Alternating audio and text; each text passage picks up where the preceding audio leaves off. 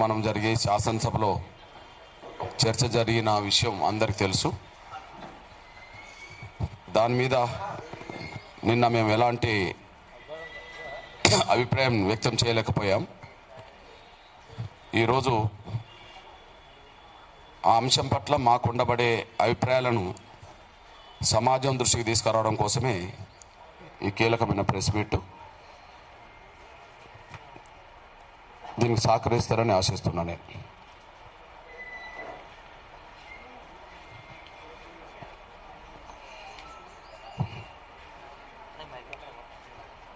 SC వర్గీకరణ మీద supreme court తీర్పు వెలువడ్డ అనంతరం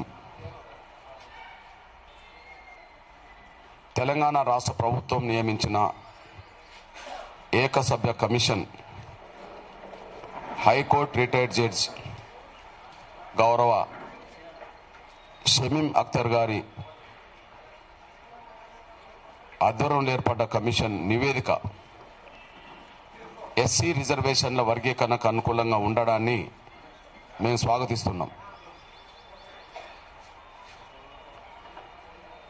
ఎస్సీ రిజర్వేషన్ల వర్గీకరణకు అనుకూలంగా నివేదికను రాష్ట్ర ప్రభుత్వానికి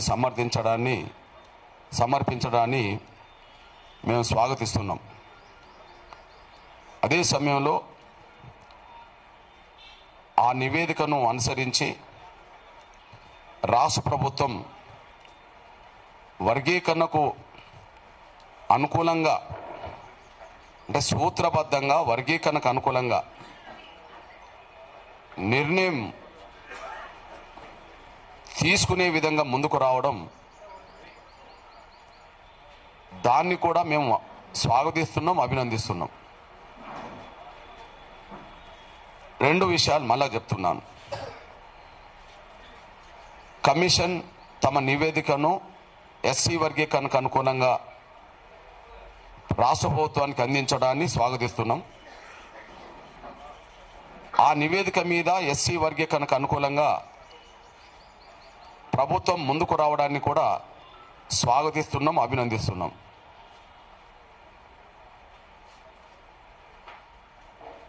ఈ స్వాగతించడం అనేది, అభినందించడం అనేది సూత్రబద్ధంగా వర్గీకరణకు అనుకూలంగా ఉండడమే తప్ప వేరే కాదు. ఎందుకంటే మేము మొదటి నుంచి ఎస్సీ వర్గీకరణ కోసమే 30 ఏళ్ల పాటు ఉద్యమం చేశాం కనుక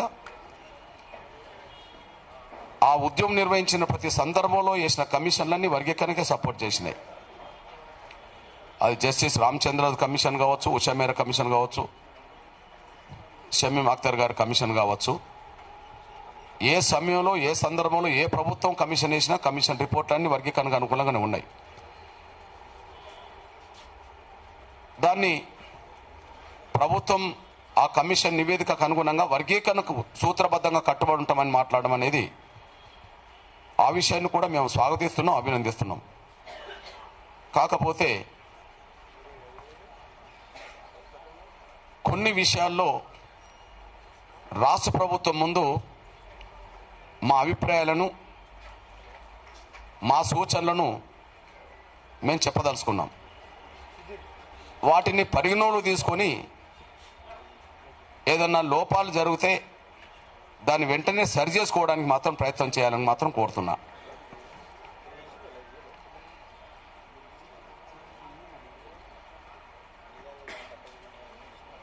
కమిషన్ చేసిన సూచనలన్నీ అమలు చేయాలన్నా వద్దా అనేది ప్రభుత్వ నిర్ణయమే కదా. కమిషన్ చేసిన సూచనలన్నీ అమలు చేయాలన్నా వద్దా అనేది నిర్ణయం తీసుకోవాల్సింది కేబినెట్, ప్రభుత్వమే కదా. అందుకు సాక్ష్యం షమీం అఖ్తర్ గారి నాయకత్వంలో నియమించబడ్డ కమిషన్ తమ సిఫార్సుల్లో క్రిమిలేయర్ కూడా ఉండాలని అన్నది అనుకోండి, అన్నది కదా. దాన్ని తిరస్కరించింది కదా గవర్నమెంట్, దాన్ని తిరస్కరించింది కదా. అంటే కమిషన్ నివేదికను ఉన్నట్టుగా అమలు చేయడం కంటే ఏదైనా లోపాలు ఉన్నా అవసరం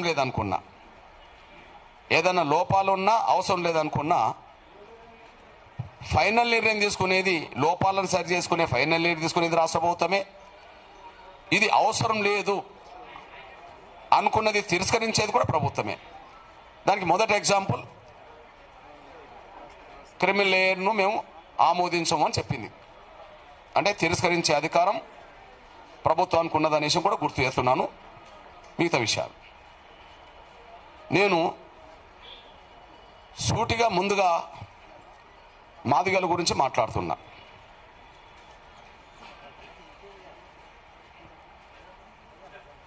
ఎస్సీ వర్గీకరణ కోరుతూ ఉద్యమానికి నాయకత్వం వహిస్తున్నది మాదిగలు, మాదిగ దండోరా. అందరికీ న్యాయం జరగాలనే పోరాటం చేస్తున్నా అగ్రభాగాన నిలబడి పోరాటం చేస్తున్నది మాదిగలు, మాదిగ దండోరా. మేము గౌరవ షమీం అఖ్తర్ గారికి మా వినతి పత్రం ఇచ్చినప్పుడు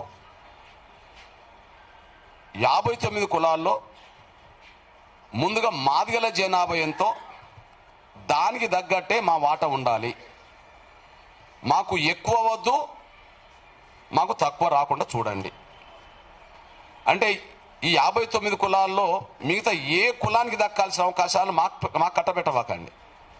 సేమ్ టైం మా జనాభా ఎంతో మా జనాభాకు తగ్గట్టుగా మాత్రమే మా వాటా వచ్చేటట్టు చూడండి. మాది వేరేలకు వెళ్ళకుండా చూడండి. మాకు ఎవరి వాటా వద్దు, మా వాటా ఎవరికి దోచిపెట్టద్దు. మేము ఎవరిది దోసుకోవద్దు, మాది ఎవరిది దోసుకోవద్దు. ఇది ప్రాథమిక సూత్రంగా మేము వినతి పత్రం ఇచ్చాం. అయితే తమ నివేదికలో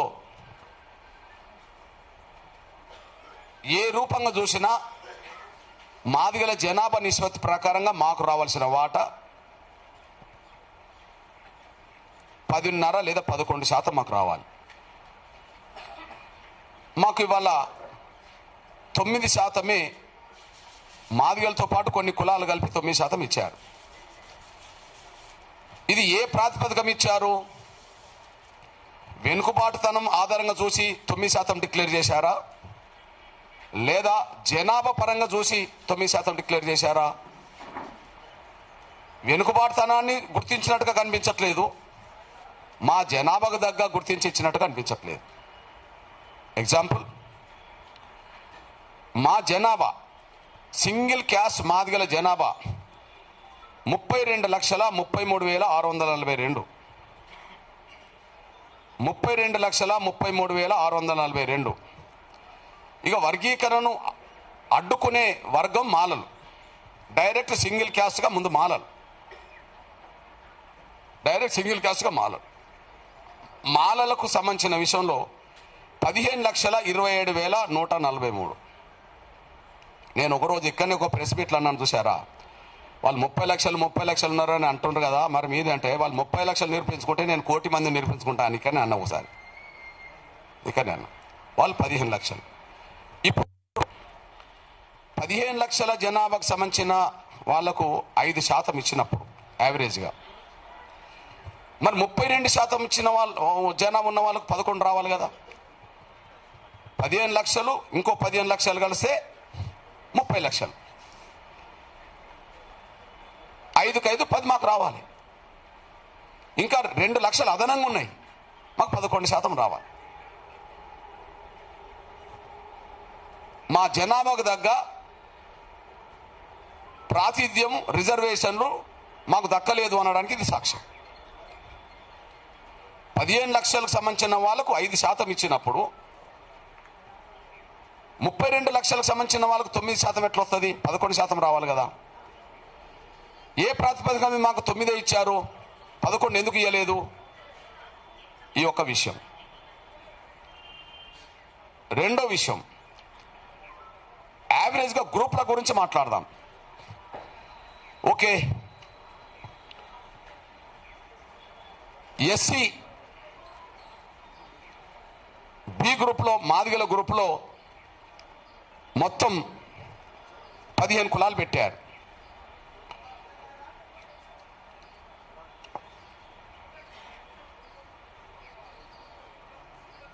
మొత్తం 15 కులాలు పెట్టారు. ఏ గ్రూప్లో? మొదటి గ్రూప్లో 15 పెట్టారు, బి గ్రూప్లో 18 పెట్టారు. గ్రూప్ 1, 2 ఓకే 32,74,377 మంది ఈ గ్రూపులో 32,74,000 సంబంధించి పెట్టేశారు. మొత్తం నంబర్ 3 గ్రూప్లో 17,71,682 పెట్టేశారు.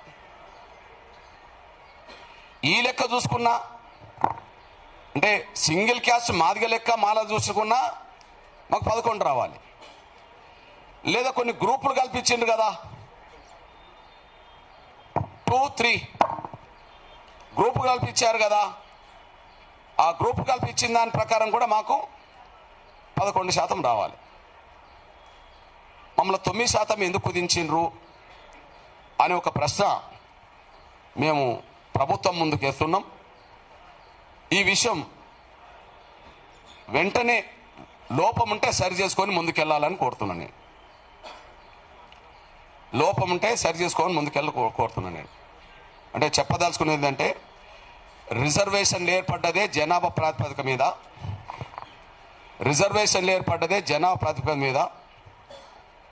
ఈ దేశంలో ఏ రాష్ట్రంలో ఉండబడే జనాభాకు అనుగుణంగానే ఆ రాష్ట్రంలో రిజర్వేషన్ల శాతం ఏర్పడ్డది. ఇప్పుడు రిజర్వేషన్లను పంపిణీ కూడా జనాభా పరంగానే పంచాలి. కాబట్టి మా జనాభా నిష్పత్తి ప్రకారం మాకు రాలేదు, 2% తక్కువ వచ్చింది. దీన్ని వెంటనే సరిచేసి ముందుకెళ్ళండి. నంబర్ 1. ఇక్కడ ఇంకొక విషయం గుర్తు చేస్తున్నాను. జనాభా కాదు, వెనుకబాటుతనం ఆధారంగా కూడా రిజర్వేషన్లు ఇవ్వాలని,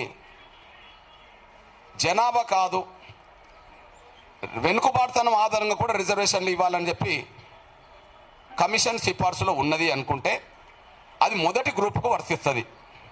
వాళ్ళ దాని ప్రకారం మొదటి గ్రూప్కు వర్తిస్తుంది. ఆయన చెప్పిన దాని ప్రకారం మొదటి గ్రూప్లో గ్రూప్ 1 సామాజికంగా, ఆర్థికంగా మరియు విద్యాపరంగా అత్యంత వెనుకబడిన పట్టించుకోని షెడ్యూల్ కులాలను 15 కులాలుగా చేర్చి 1% ఇచ్చేశారు. దయచేసి ఇది ఇంపార్టెంట్ పాయింట్. ఇక్కడ 1% ఇవ్వడానికి జనాభాను చూడలే. ఇక్కడ 1% వీళ్ళకి ఇవ్వడానికి జనాభాను చూడలే. దయచేసి జనాభాను చూడలేదానికి సాక్ష్యం ఏంటంటే టోటల్గా ఇక్కడ 1% ఉన్నది అన్ని కులాలు కలిస్తే 1,71,625. అంటే మొదటి గ్రూపుకు కేటాయించడానికి జనాభాను చూడలేదు. వాళ్ళ వెనుకబాటు అని చెప్పి 1% ఇవ్వడానికి 1,71,000 జనాన్ని 15 కులాలకు సంబంధించిన వాళ్ళను కలిపి 1% ఇచ్చేశారు. ఇక్కడ జనాభా నిష్పత్తి లేదు. ఇక్కడ వాళ్ళ వెనుకబాటును చూశారు. అయితే ఈ వెనుకబాటు నిజమే అవుతే ఆ రీత్యా మాకు కూడా వర్తించాలి కదా. మేము వెనుకబడిపోయిన వాళ్ళమే కదా. మరి ఈ వెనుకబాటు నిజమవుతే మా వెనుకబాటు నిజమే. ఎగ్జాంపుల్, ఇప్పుడు ఈ గవర్నమెంటే మాకు 9% కేటాయించింది అనుకుందాం. ఇప్పుడు ఈ గవర్నమెంటే 9% కేటాయించింది. ఏ రంగంలో నిన్నటి వరకు 9% లేదు కదా మాకు. విద్యారంగంలో, ఉద్యోగ రంగంలో, రాజకీయ రంగంలో, ఏ రంగంలో మా షేర్ 9% రాలేదు కదా. 4, 5, 3% వచ్చింది అనుకో, మేము వెనుకబడ్డట్టే కదా. మొదటి గ్రూపు వెనుకబడ్డదని చెప్పి 1,71,000కు ఒక 1% ఇచ్చినప్పుడు ఆ నిష్పత్తిలో మేము కూడా నష్టపోయిన వర్గమే కదా. పోనీ 1,71,000 కాదు, దాన్ని డబల్ చేసి 3,40,000 అని ఇవ్వాలి కదా. దాన్ని డబల్ చేసి 3,40,000 ఇవ్వాలి కదా. 3,40,000 ఇచ్చిన మాకు 11% వస్తుంది. మొదటి గ్రూపుకు అన్ని రకాలుగా వెనుకబాటాన్ని మీరు గుర్తించి జనాభా లేకపోయినా 2 లక్షల లోపాలకు 1% ఇచ్చారు. ఓకే, మేము జనాభా ఉన్నాం, మీరు దాని ప్రకారం ఇవ్వలే. మా వెనుకబాటు ఉన్నది కమిషన్ నివేదికలు సాక్ష్యం. 10% ఉండి 5% పొందడం అంటే 5% మేము కోల్పోయిన వాళ్ళం కదా, నష్టపోయిన వాళ్ళమే కదా. మా వెనుకబాటును చూస్తే వాళ్ళకు 1,71,000కు ఒక 1% ఇచ్చిన మాకు 3 లక్షలకి ఇవ్వండి, 3,40,000కి ఇవ్వండి, మాకు 11% వస్తుంది. జనాభా చూసినా మా వెనుకబాటు చూసినా మా 11% మాకు వస్తుంది. నంబర్ 3, ఇక్కడ కమిషన్ ఏదో రకంగా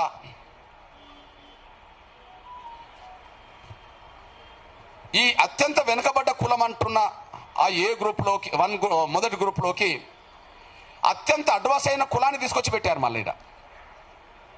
అది ఇంపార్టెంట్. అత్యంత అడ్వాన్స్ అయిన కులం మీ దృష్టికి తీసుకొస్తున్నా. ఇప్పుడు గంటా చక్రపాణి కులం ఏంటిది? పంబాల. వాళ్ళ ఇంట్లోనే 3-4 ప్రొఫెసర్లు ఉన్నారు. వాళ్ళ జనాభా 1000 లేదు, కానీ వాళ్ళు దాదాపు 100 మందికి పైగా ఉద్యోగస్తులు ఉన్నారు. వాళ్ళు 100 మందికి పైగా ఉద్యోగస్తులు ఉన్నారు. వాళ్ళ జనాభా 1000 లేదు, 10 కుటుంబాలకు ఒక ఉద్యోగస్తుడు ఉన్నారని అర్థం అనుకో. వాళ్ళ ఇంట్లోనే 3-4 ప్రొఫెసర్ ఉన్నారు అనుకోండి. అందులో డక్కల ఉన్నది 2,558 జనాభా గలది డక్కల. ఈ 2,558 గల జనాభా గల డక్కలకి ఒక ఉద్యోగం అని ఉన్నదా? మీరు అందరికంటే వెనుకబడ్డ వాళ్లకు, ఎవరు పట్టించుకోలేని వాళ్ళకు 1% అని చెప్పిన మీరు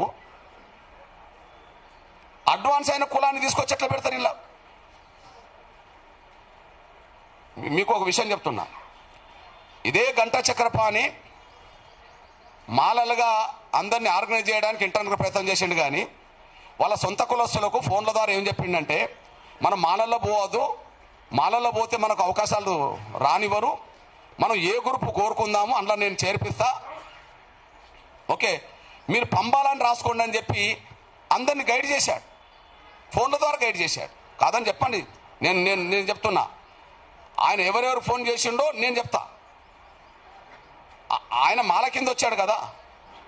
ఈ విషయం ఎందుకు చెప్తున్నంటే, అంతకుముందు ఏబిసిడి జరిగినప్పుడు ఈ పంబాలనే కులం ఎందులో ఉన్నది?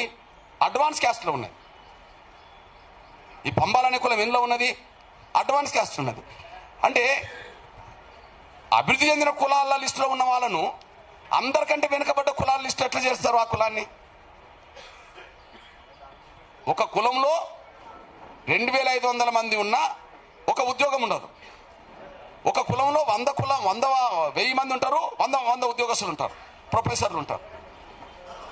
వెనుకబాటు ప్రాతిపదిక మీదనే 1% కేటైతే అడ్వాన్స్ అయిన కులం నుంచి తీసుకొచ్చి ఎట్లా పెడతారు? మీరు చూడండి, మధ్యస్థంగా లబ్ధి పొందింది షెడ్యూల్ కులాలంటేనే మాదిగల కింద కులాలు వస్తారు. కానీ మెరుగైన ప్రయోజనం పొందిన షెడ్యూల్ కులాలని మీరే పెట్టారు కదా. మెరుగైన ఫలితాలు పొందిన అంటే వాళ్ళ జనాభా కంటే మించి పొందిన వాళ్ళని అంటారు కదా. మరి అంతకుముందు వీళ్ళు ఇంట్లోనే ఉన్నారు కదా పంబాల. అంతకుముందు బాగా అడ్వాన్స్ అయిన లిస్టులోనే ఉన్నారు కదా. మరి అంతకుముందు అడ్వాన్స్ అయిన లిస్టులు మళ్ళీ కనీసం మధ్యస్థంగా లబ్ధి పొందిన దగ్గర రాలేదు, కానీ అసలే అందరికి వెనకబడ్డ వాళ్ళ దగ్గరికి ఎట్లా వచ్చిండ్రు? జంప్ ఎట్లా అయినరు? ఎట్లా జంప్ అవుతారు? తర్వాత మీ దృష్టి తీసుకొస్తున్నా. మన్నే అనే కులం ఉన్నది, గద్దర్ కులం. మన్నెపోలు అంటారు కదా, మన్నెపోలు అంటారు. మన్నె కులం వాళ్ళు 29,650. ఈ మన్యమనే కులం మాలలకు వర్తించి సి గ్రూప్లో ఉన్నదే కదా. ఈ మన్యపనే కులం మాలలకు వర్తించి సి గ్రూప్లో ఉన్నదే కదా. అడ్వాన్స్ క్యాస్ట్ కదా, బాగా అభివృద్ధి చెందిన 3వ లిస్టులో ఉండాల్సిన కులం కదా. మెరుగైన ప్రయోజనం పొందిన షెడ్యూల్ కులాల లిస్టులో ఉండాలి కదా. ఆ లిస్టులో ఉండాల్సింది మన్నెపోలు అనే వాళ్ళు అత్యంత దయనీయ జీవితాలు గడుపుతున్న వాళ్ళని చెప్పి మీరే లిస్ట్ తయారు చేసి, మొదటి లిస్ట్ తయారు చేసి గండెట్లో తీసుకొచ్చారు. దానికి ఒక కారణం ఉన్నది. ఓకే, ఈ అత్యంత వెనుకబడ్డ ఆ దళిత లిస్టులోకి ఈ అడ్వాన్స్ అయిన ఒక కులాన్ని 2 కులాన్ని అందులో తీసుకొచ్చి పెడితే వీళ్ళే దోసుకోవచ్చు అని. ఇది విషయం. అరే మాదిగలే దోసుకోంగా మా బుడగ జంగాలయో మా డక్కలోలయో వీళ్ళు దోసుకోలేరా? అందులో నుంచి షిఫ్ట్ అయి ఇంట్లోకి వచ్చేసారు. బాగా అడ్వాన్స్ అయిన కులస్తులు ఎక్కడికి వచ్చారు? బాగా వెనుకబడ్డ కులాల లిస్టులోకి వచ్చేసారు. అర్థం ఏంటిది అంటే వాళ్ళు మేము ఈ రూపంగా ఇండ్ల దోసుకుంటాము, ఆ రూపంగా మీరు అందులో దోసుకోండి అని చెప్పి వాళ్ళని ఇంట్లోకి షిఫ్ట్ చేసిండు అనేసి కూడా మీ దృష్టి తీసుకొస్తున్నాను నేను. అత్యంత వెనుకబడ్డ కులాల లిస్టులోకి అత్యంత అడ్వాన్స్ అయిన కులాలు కూడా ఇందులోకి రావడం జరిగిందంటే ఇది కుట్రపూరితంగా జరిగింది అనే విషయం మీ దృష్టికి నేను తీసుకొస్తున్నాను నేను. లేకపోతే పంబాల ఎట్లా వస్తుంది? అడ్వాన్స్ క్యాస్ట్ కదా. గత ఏబిసిడి గ్రూప్లో ఈ సి గ్రూప్లో ఉన్నదే కదా. సి గ్రూప్ను అడ్వాన్స్ అయిన కులంగానే తీసుకొచ్చారు కదా. మీరే 3 లిస్టులు చేశారు కదా. అంతకుముందున్న సి గ్రూప్లో వీళ్ళు ఉన్నారు కదా. మరి ఎట్లా వచ్చారు ఇళ్లకు? నంబర్ 1. రెండోది, ఇక్కడ మాదిగల ప్రాతినిధ్యం పెరగద్దు, మాలల ప్రాతినిధ్యం పెరగాలి. ఇది కుట్ర కూడా ఉన్నది. లాస్ట్కు వీళ్ళు ఈ కాంగ్రెస్ ప్రభుత్వం మొదటి నుంచి ఒక పని చేస్తున్నది. నేను తెలంగాణ ఉద్యమ కాలం నుంచి ఇప్పటి వరకు 2 చూస్తున్నా. తెలంగాణ ఉద్యమ కాలం నుంచి 2 చూస్తున్నా.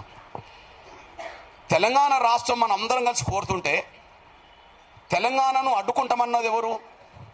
సీమాంధ్ర. అంతేనా? సీమాంధ్ర భూస్వామ్య పెట్టుబడిదారు వర్గం అడ్డుకుంటాను. కానీ తెలంగాణ అడ్డుకోలేని పరిస్థితులు వాళ్ళకి నెట్టబడ్డారు. తెలంగాణ అడ్డుకుంటాం అన్న వాళ్ళు తెలంగాణను అడ్డుకోలేని పరిస్థితులు నెట్టబడ్డారు. నెట్టబడ్డప్పుడు చివరి నుంచి ఏం చేశారు చెప్పండి?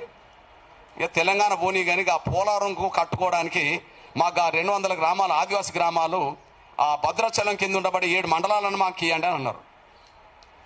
అంతకుముందు కేసీఆర్ ఒక మాట అనేవాడు, తెలంగాణ భౌగోళిక ప్రాంతం నుంచి 1 ఇంచు భూమి కూడా పోనీ అని అనేవాడు. అన్నాడా లేదా? చాలాసార్లు ఇంచు భూమి కూడా పోనీ అని అన్నాడు.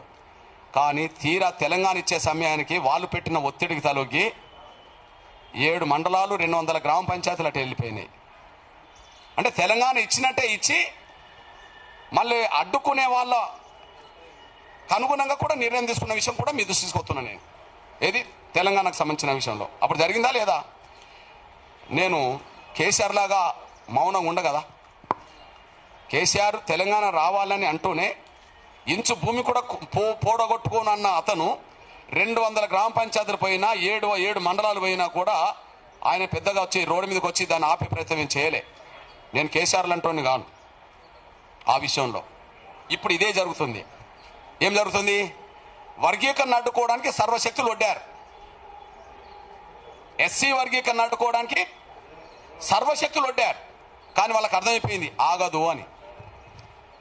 తెలంగాణ అయితే ఎట్లయితే ఆగదన్న అనుకున్న తర్వాత లాస్ట్ పాయింట్గా వాళ్ళు అది కోరుకుంటే అది జరిగిపోయిందో, ఇప్పుడు వర్గీకరణ అడ్డుకోలేమనే విషయం అర్థమైన తర్వాత సరే వర్గీకరణ జరిగినా కూడా కొద్దిగా మాదిగల ప్రాతినిధ్యం కొద్దిగా తగ్గించి కొద్దిగా మాలల ప్రాతినిధ్యం కొద్దిగా పెరిగేటట్టు చూడండి అని చెప్పి ఆ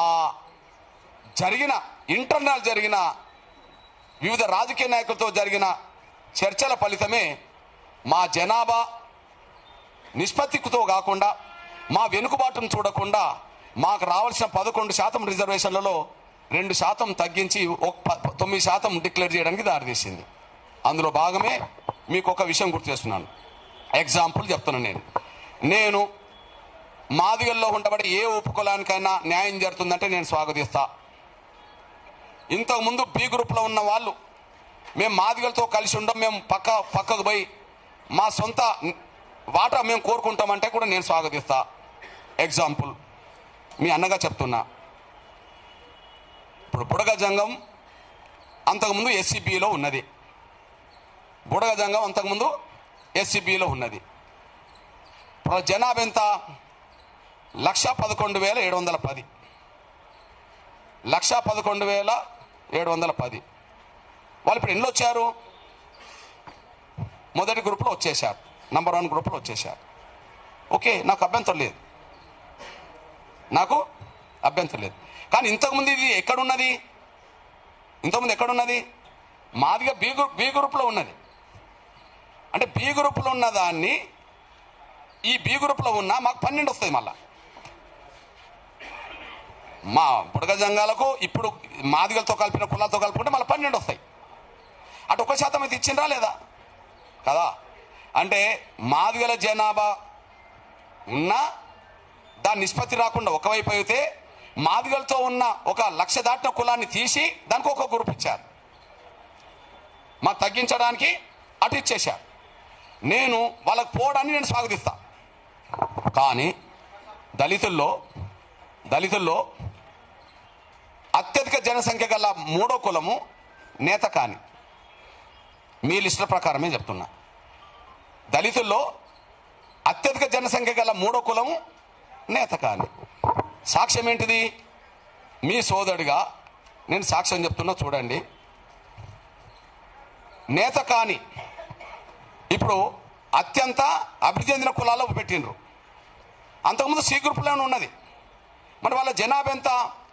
1,33,072. దీన్ని మాలల్నే ఉంచుకున్నారు, అంటే వీళ్ళది కూడా లాక్కోవాలని. అక్కనో మా నుంచి తీసి సపరేట్ ఇచ్చేటట్టు చేశారు. నేను దాన్ని స్వాగతిస్తా. 1,10,000 మా బుడగ జంగాలు ఇతర కులాలకు న్యాయం జరుగుతుందంటే నేను స్వాగతిస్తా. మరి 1,10,000 బి గ్రూప్ నుండి తీశారు కదా, మరి 1,33,000 ఎక్కువనా 1,10,000 ఎక్కువనా? 1,33,000 ఎక్కువ. మరి 1,33,000 వాళ్ళను వేరే గ్రూప్లో చేర్చాలి కదా. అది 1% ఇస్తారా, 0.5% ఇస్తారా, 2% ఇస్తారా అని కాదు, వేరే గ్రూప్లో చేర్చాలా వద్దా? చేర్చాలి. మరి అదెందుకు అన్నబెట్టుకున్నారు అంటే ఇక్కడ ఈ 1,33,000 మందిని సపరేట్ తీస్తే వాళ్ళతో పాటు ఇంకో 2-3 కులాలు కలిపితే ఒక 1,70,000 అంటే ఇంకొక 40,000కు సంబంధించిన ఒక 2-3 కులాలు కలిపినారు అనుకో, అప్పుడు 1% వస్తుంది కదా. కానీ 1% వస్తే ఎవరికి తగ్గుతుంది? ఆడ మాలలు తగ్గుతుంది. అప్పుడు మాలలకి ఎంత వస్తుంది? 4 వస్తుంది. అంటే వాళ్ళది మాత్రం 4 వచ్చే కాడ 5 చేసుకోవడానికి 1,33,000 నేతకాళ్ళని అందులో పెట్టుకుంటారు. కానీ మాదిగలకు 11% రావాల్సిన చోట వీళ్ళకు ఎక్కువ వస్తుందని చెప్పి మాదిగల నుంచి ఉండబడే బి గ్రూపులు ఉండే వాళ్ళను నా బుడగ జంగాలను పక్కకు పెట్టిస్తారు. 1,10,000కు ఒక గ్రూపుకు చేయడానికి మేజర్ క్యాస్ట్గా చూసినప్పుడు 1,33,000 మంది ఉండబడే నేతకాన్లు ఎందుకు చూడలేకపోయారు? కారణం ఏంటి అంటే ప్రతి దశలో మా జనాభా పరంగా ఇవ్వలేదని రుజువు అవుతుంది, మా వెనుకబాటు చూడలేదని రుజువు అవుతుంది. అదే సమయంలో అత్యంత వెనుకబడ్డ వాళ్ళలో 1 గ్రూప్లోకి అత్యంత డెవలప్ అయిన కులాలను చొరబడి వాళ్ళ అవకాశాలు దోచుకోవడానికి సిద్ధపడతానని రుజువు అవుతుంది. మరొక వైపు 3వ స్థానం, మీరు నిన్న వివేక్ గారి స్టేట్మెంట్ చూడండి. వివేక్ గారి అసెంబ్లీలో స్టేట్మెంట్ చూడండి. ఏం చెప్పారు? దళితుల్లో 3 అత్యధిక జనసంఖ్య ప్రజలు నేతకాని ప్రజలు, వాళ్ళకు ప్రత్యేక కార్పొరేషన్ పెట్టమని గతంలో నేను కోరాను అని అన్నాడు ఆయన. నిజమే, ఎన్నికల సమయంలో, పార్లమెంట్ ఎన్నికల సమయంలో అక్కడ నేతకాని బిడ్డ బీజేపీలో పోటీ చేస్తుంటే తన కొడుకును కాంగ్రెస్లో పోటీ పెట్టినప్పుడు ఈ నేతకాని వాళ్ళందరూ నేతకాని బిడ్డకు ఓటేయకుండా కొంతమంది నేతకాని లీడర్లను తీసుకొచ్చి, చూడండి, నేతకాని కార్పొరేషన్ ఏర్పాటు చేయండి అంటే వాళ్ళ కొడుకు నేతకాని ఓట్లు వేయించుకోవడం కోసం. అప్పుడు పెద్దపల్లి పార్లమెంట్ అభ్యర్థి ఎవరు? బీజేపీ నేతకాని. అంటే నేతకాని ప్రజలు నేతకాని బిడ్డకు ఓట్లు లేకుండా చేసుకోవడానికి కొంతమంది నేతకాని నేతల్ని తీసుకెళ్లి ఇదే వివేకు నేతకాని వాళ్ళకు ప్రత్యేక కార్పొరేషన్ ఇవ్వమని కోరిండు. ఇది సాక్ష్యమే కదా. మరి నేతకాని ప్రజలకు మాలలతో సంబంధం లేకుండా, మాదిగలతో సంబంధం లేకుండా మాదిగ కార్పొరేషన్తో పాటు నేతకాని కార్పొరేషన్ కూడా ఏర్పాటు చేయాలన్న మీరు, మరి నేతకాని ప్రజల జనాభా నిష్పత్తి ప్రకారం వాళ్ళకు ప్రత్యేకంగా 1% కేటాయించమని ఎందుకు కోరలేదు? ఎన్నికలకు ముందు మాత్రం నేతకాని వాళ్ళకు ప్రత్యేక కార్పొరేషన్ కావాలి నీ కొడుకు ఓట్లు వేయించుకోవడం కోసం. కానీ ఇప్పుడు వర్గీకరణ జరిగే సమయానికి మాత్రం వాళ్ళ జనాభాను కూడా చూపించి మీరు దోసుకోవాలి. మాదిగల కాడకు వచ్చినప్పటికేమో ఈ గ్రూప్లో ఉన్న వాళ్ళను 1,10,000 ఉన్న వాళ్ళని పక్కకు పెట్టి 1% ఇవ్వమని చెప్తారు. 1,33,000 ఉండబడే నేతకాని వాళ్ళకి మాత్రం వాళ్ళు మీరే కలుపుకుంటారు. ఇదంతా అశాస్త్రీయంగా ఉన్నదనే విషయం కూడా స్పష్టంగా రుజువు అవుతుంది. ఇదంతా అశాస్త్రీయంగా ఉన్నదనేసి కూడా రుజువు అవుతుంది. మళ్ళా నేను చెప్తున్నా, నంబర్ 1 ఓవరాల్గా ఎస్సీ వర్గీకరణను సమర్థిస్తూ నివేదిక ఇవ్వడాన్ని స్వాగతిస్తున్నా. ఎస్సీ వర్గీకరణకు అనుకూలంగా ముందుకు సాగుతున్న ప్రభుత్వ నిర్ణయాన్ని నేను స్వాగతిస్తున్నా. కానీ ఎస్సీ వర్గీకరణ చేసేటప్పుడు మీరు జనాభా చూస్తున్నారా, మీ వెనుకబాటుతనం చూస్తున్నారా? మీరు జనాభా చూడలేకపోయినరు, మీరు వెనుకబాటుతనం కూడా చూడలేకుండా పోయినరు. వెనుకబాటుతనమే మీరు చూస్తే ఆ వెనుకబాటుతనంలో అత్యంత అడ్వాన్స్ అయిన కులాలు ఎట్లొచ్చినాయి? జనాభా పరంగానే చూస్తే మా జనాభా నిష్పత్తి పరంగా మాకు రావాల్సిన దానికంటే ఎందుకు తగ్గినాయి? వెనుకబాటు ఉన్నది, మా జనాభా కూడా ఉన్నది. అంటే ఇక్కడ నేను అంటున్నా కుట్ర జరిగింది. మా జనాభా పరంగా కూడా మాకు రిజర్వేషన్లు రప్పించే విషయంలో దామోదర్ రాజనరసింహ ఫెయిల్ అయిపోయాడు. దామోదర్ రాజనరసింహ ఫెయిల్ అయిపోయాడు. వాళ్ళేమో ఉన్నదానికంటే పెంచుకునే ప్రయత్నం చేశారు కుట్రలు. మాదిగలదేమో ఉన్నదానికంటే తగ్గించే ప్రయత్నం చేశారు కుట్రలు. నేను ఒక విషయంలో గర్వపడుతున్నా. ఉన్నదానికంటే పెంచుకునే విషయంలో వివేకు మాలల తరపున గట్టిగా నిలబడ్డాడు. ఇతరులను కలుపుకొని కూడా గట్టిగానే నిలబడ్డాడు. అరే ప్రత్యర్థి అయినా నేను చెప్తున్నా, వాళ్ళ జనాభా లేకపోయినా పెంచుకునే విషయంలో అటు గట్టిగా నిలబడ్డాడు. ఓకే, అడ్వాన్స్ కులమైన మాలల్ని అత్యంత వెనుకబడ్డ కులాల్లోకి చొరబెట్టడంలో కూడా సక్సెస్ అయింది. మొదటి గ్రూప్లోకి వీళ్ళని పంపింది ఆయనే. నేతకాని వాళ్ళని బయటికి పోకుండా చూసింది ఆయన. నేతకానికి బయటికి పోకుండా చూశాడు. అత్యంత వెనుకబడ్డ కులాల్లోకి ఈ కులం నుంచి కొంతమంది చొరబెట్టేట్టు చేశాడు. ఈ రీత్యా మాలల పక్షాన వాళ్ళ వైపు న్యాయం లేకపోయినా, జనాభా లేకపోయినా వాళ్ళ వైపు నిలబడడంలో వివేకు పాత్ర గట్టిగానే ఉన్నది. కానీ న్యాయం వైపు నిలబడడంలో, అత్యంత వెనుకబడ్డ మాదిగల వైపు నిలబడడంలో, అత్యధిక జనసంఖ్యల మాదిగల వైపు నిలబడడంలో, వాళ్ళకు రావాల్సిన వాటా సాధించి పెట్టడంలో దామోదర్ నరసింహ ఫెయిల్ అయిపోయాడు. మేము దామోదర్ నరసింహను ఇట్లాంటి పరిస్థితుల్లో, దామోదర్ రాజనరసింహ ఇట్లాంటి పరిస్థితుల్లో మా మాదిగ ప్రతినిధిగా, మా మాదిగ మంత్రిగా మేము చూడట్లేదు.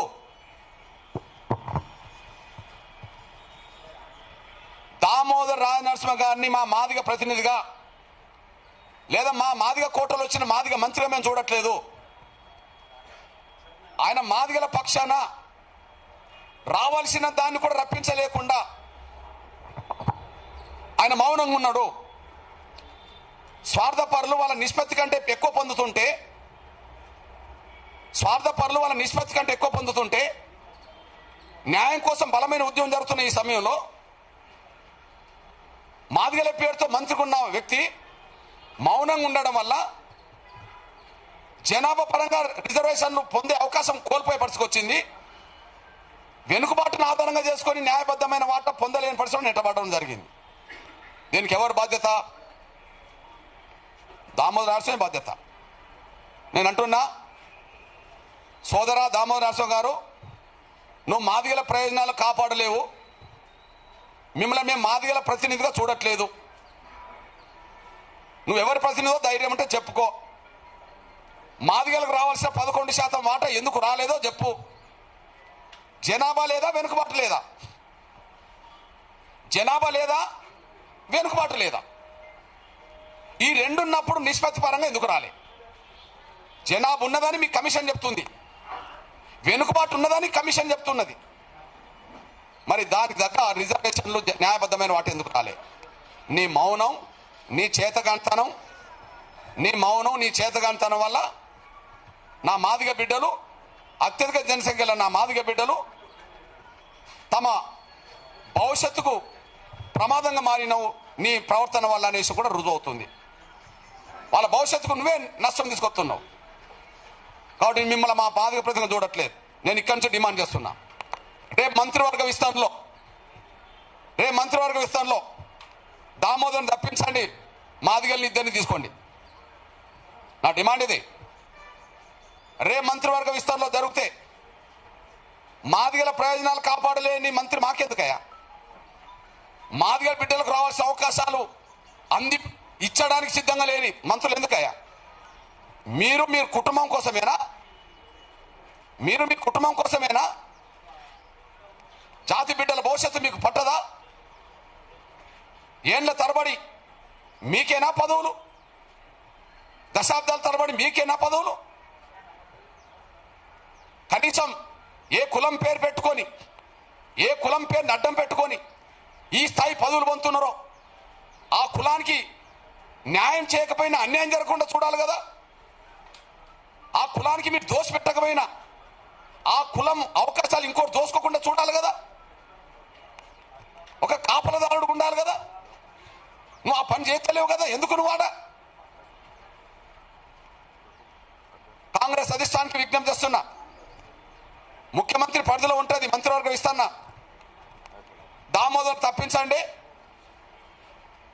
మాదిగల నుంచి ఇద్దరిని మంత్రులుగా చేసుకోండి. ఎవరైనా చేసుకోండి, మాదిగల నుంచి ఇద్దరు రావాలి. రెడ్లు నలుగురు ఉన్నప్పుడు మాదిగలు ఇద్దరు ఉంటే తప్పేంటి? రెడ్డి సామాజిక వర్గం సంబంధించిన వాళ్ళు నలుగురు ఉంటే మాదిగలు ఇద్దరు ఉంటే తప్పేంటి? మేము ఇద్దరిని కోరుతున్నాం, దామోదర్ తప్పించండి. ఇకపోతే నేను ఒక విషయం గుర్తు చేస్తున్నా. మాకు జరిగిన అన్యాయం రేవంత్ రెడ్డి గారికి తెలుసు. మాకు జరిగిన అన్యాయం రేవంత్ రెడ్డి గారికి తెలుసు. మా జనాభా కంటే తక్కువ రిజర్వేషన్లు వచ్చిన విషయం ఆయనకు తెలుసు. నేను పేరు చెప్పను. ఆయన శాసనసభకి వెళ్లే ముందు ఒక 40 నిమిషాలు ఇద్దరు మా మాదిగ ప్రజలతో, మా మాదిగ ప్రముఖులతో మాట్లాడాడు. ఆయన శాసనసభకి వెళ్లే ముందు, నేను పేరు చెప్పాను, ఓకే, ఆయన శాసనసభకి వెళ్లే ముందు ఒకరికి ఫోన్లో ఒకరిని దగ్గర పెట్టుకొని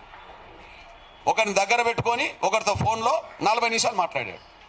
ఆయన చెప్పిన విషయం ఏంటంటే, మీ జనాభాకు తగ్గ అవకాశాలు కొంత రావట్లేదు, కొంత తగ్గిపోతున్నమాట, వాస్తవమే, కొద్దిగా మీరు సర్దుబాటు చేసుకోండి అని అన్నాను. కొద్దిగా అన్నలాంటి వాళ్ళకు కొంత మీరు చెప్పండి అని చెప్పడం జరిగింది. అంటే అర్థం ఏంటి మరిగా? ఆయనకు తెలుసు అన్నట్టే కదా. ఆయన చెప్పిన విషయం 40 నిమిషాలు మా జాతిలో ఉండబడే ఒక బిడ్డను దగ్గర పెట్టుకొని, మా జాతిలో ఉండబడే ఇంకో బిడ్డతో ఫోన్లో 40 నిమిషాలు మాట్లాడిన సందేశం ఏంటంటే, సమాచారం ఏంటంటే, మీ జనాభాకు తగ్గ రిజర్వేషన్ల ప్రాతినిధ్యం దక్కట్లేదు, కానీ మీరు సర్దుబాటు చేసుకోండి. మా జనాభాకు తగ్గ రిజర్వేషన్ ప్రాతినిధ్యం దక్కనప్పుడు ఎవరికి ఇచ్చినట్టు? ఎవరికో ఒకరికి ఇచ్చినట్టే కదా. అంటే మాకు అన్యాయం చేసినట్టే కదా. మాకు అన్యాయం చేసినాం అనే విషయం నీకే అర్థమైనప్పుడు మేమేం చేయాలా? ఈ విషయంలో ఆ సమాచారం అందుకున్న వెంటనే మధ్యాహ్నం పూట మా సామాజిక వర్గానికి సంబంధించిన 4 ఎమ్మెల్యేలతో నేను సమావేశం ఏర్పాటు చేశాను. మా సామాజిక వర్గానికి సంబంధించిన 4 ఎమ్మెల్యేలతో ఏర్పాటు చేసి, దయచేసి 11% జనాభా మనకు నిష్పత్తి పరంగా రిజర్వేషన్ రావాలి, ఈ విషయాన్ని అసలు ప్రస్తావించండి. రాష్ట్ర ప్రభుత్వం నిర్ణయం తీసుకుంటుందా లేదా కానీ మాదిగ బిడ్డలుగా మీరు ప్రతిపాదించండి అని మాత్రం నేను చెప్పడం జరిగింది. ఇట్లాంటి సమాచారం నాకు వస్తున్నది. జనాభా ఉన్నా కూడా రిజర్వేషన్లు అంతా రావట్లేదని వస్తున్నది. జనాభా తగ్గిన వాళ్ళకు అవకాశాలు ఎక్కువ ఉన్నాయనేసి వస్తున్నది. కనుక దయచేసి మీరు 4 ప్రస్తావించండి. మీరు వర్గీకరణ సూత్రానికి రేవంత్ రెడ్డి గారు అనుకూలంగా ఉన్నందుకు స్వాగతించండి, ఆయనను అభినందించండి. కానీ జనాభా నిష్పత్తి కంటే తక్కువ వస్తున్నందుకు మాత్రం మీరు సూచన చేయండి, తక్కువ రాకుండా చూడండి సూచన చేయండి. మాదిగ ఎమ్మెల్యేలుగా మాదిగ బిడ్డల తరఫున మాట్లాడిన వాళ్ళు అవుతారని చెప్పి నేను మధ్యాహ్నం పూట నేను చెప్పడం జరిగింది. బహుశా మరి వాళ్ళు ఆ ప్రస్తావన తీసుకొచ్చినట్టు కూడా నాకు అనిపించలేదు శాసనసభలో. నేనైతే చెప్పాను, నాకు 11 గంటల సుమారే నాకు ఆ సమాచారం ఉన్నది. నేను 1 గంట 2 గంటల మధ్యలో మా ఎమ్మెల్యేలు కూర్చున్నబెట్టి 4గురితో మాట్లాడడం జరిగింది. ఇంకా ఈ విషయాన్ని అసెంబ్లీలో ప్రస్తావించే విధంగా చేద్దామని చెప్పి నేను మన బీజేపీ శాసనసభ్యుడు ఆదిలాబాద్ శంకర్ నేను ఫోన్లో మాట్లాడడం జరిగింది. తను ప్రస్తావించే సమయానికి స్పీకర్ టైం ఇవ్వలేదు. తను ఈ విషయాన్ని 11% రావాల్సిన మాదిగలకు 9% రావడం కరెక్ట్ కాదనే ప్రస్తావన వచ్చే సమయానికి ఆయన స్పీకర్ ఆయనను కట్ చేయడం జరిగింది. నేను బీఆర్ఎస్ నేతలతో మాట్లాడదాం అనుకున్నా, వాళ్ళు కాంటాక్ట్లోకి రాలే. కానీ మా సోదరుడు ఎర్రోల శ్రీనివాస్కు చెప్పాను, దయచేసి మన నిష్పత్తి కంటే తక్కువ రిజర్వేషన్ వస్తున్నట్టుగా కనిపిస్తున్నది, దాన్ని మీరు వెంటనే పరిగణలోకి తీసుకొని కేటీఆర్ గారికో అక్కడ శాసనసభలో బీఆర్ఎస్ గారు చెప్పానని చెప్తే, అన్న వాళ్ళు లోపల ఉన్నారు, నేను బయట ఉన్నాను చెప్పడం జరిగింది. కారణాలు ఏమైనా ఇది రేవంత్ రెడ్డి గారికి ముందే తెలుసు, మా నిష్పత్తి కంటే తక్కువ వస్తుందనే విషయం ముందే తెలుసు. ఆ ముందే తెలుసు కాబట్టినే తన దగ్గర ఒక మాదిగ ప్రముఖుని పెట్టుకొని ఇంకో మాదిగ ప్రముఖుడితో 40 నిమిషాలు మాట్లాడిండు. కాబట్టి స్పష్టంగా అర్థమవుతుంది ఉద్దేశపూర్వకంగానే మా వాటా మాకు దక్కకుండా పోయింది అని. ఈ నేపథ్యంలోనే మేము గుర్తు చేస్తున్నాం. మించిపోయింది ఏం లేదు, లోపాలుంటే సరి చేసుకోండి. మించిపోయింది ఏం లేదు, లోపాలుంటే సరి చేసుకోండి. ఇప్పుడు మీకు నచ్చని విషయాలు రిజెక్ట్ చేసిండ్రా లేదా? షమీమ్ అఖ్తర్ గారు ఖచ్చితంగా క్రిమిలేయర్ ఉండాలని చెప్పి సూచన చేశాడు. ఆ సూచనను మేము ప్రభుత్వం తిరస్కరిస్తుందని చెప్పిండ్రా లేదా? మరి మొదటి గ్రూపులో అత్యంత వెనుకబడ్డ గ్రూపులో అత్యంత అభివృద్ధి చెందిన 2-3 కులాలను ఎట్లా చేస్తారు? మా జనాభా కంటే తక్కువ మాకు ఎట్లిస్తారు?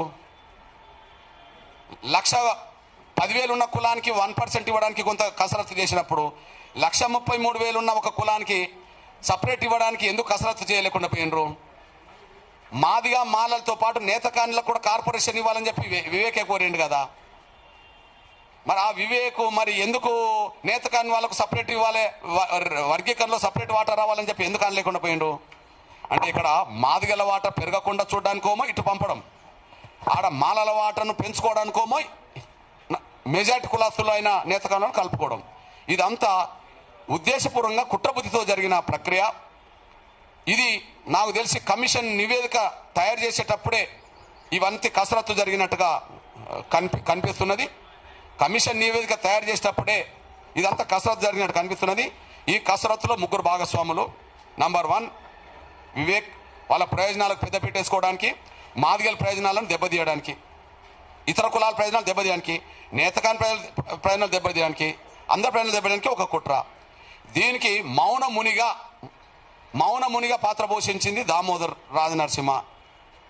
మౌనమునిగా పాత్ర పోషించింది తెలుసు ఆయనకు, ఆ పాత్ర పోషించింది దామోదర్ నరసింహ. ఈ విషయం ఇట్లా జరుగుతుందని చెప్పి ఖచ్చితంగా రేవంత్ రెడ్డి గారికి ముఖ్యమంత్రి కూడా తెలిసే ఉంటుంది కాబట్టిగానే నిన్న ఉదయం పూట ఆ అభిప్రాయం చెప్పడం జరిగింది. దీన్ని మేము తీవ్రంగా ఖండిస్తున్నాం. దయచేసి మా జనాభా కంటే మించి మేము అడగట్లేదు, మా జనాభాకు తగ్గట్టుగా రిజర్వేషన్లు ఇవ్వండి. తగ్గించడం అనేది న్యాయం కాదు. ఇప్పుడు జరిగిన ప్రక్రియలో లోపాలుంటే వెంటనే సరి చేసుకొని అందరికీ న్యాయం చేసే పద్ధతిలో ముందుకు రావాలని చెప్పి మేము విజ్ఞప్తి చేస్తున్నాం, డిమాండ్ చేస్తున్నాం. ధన్యవాదాలు.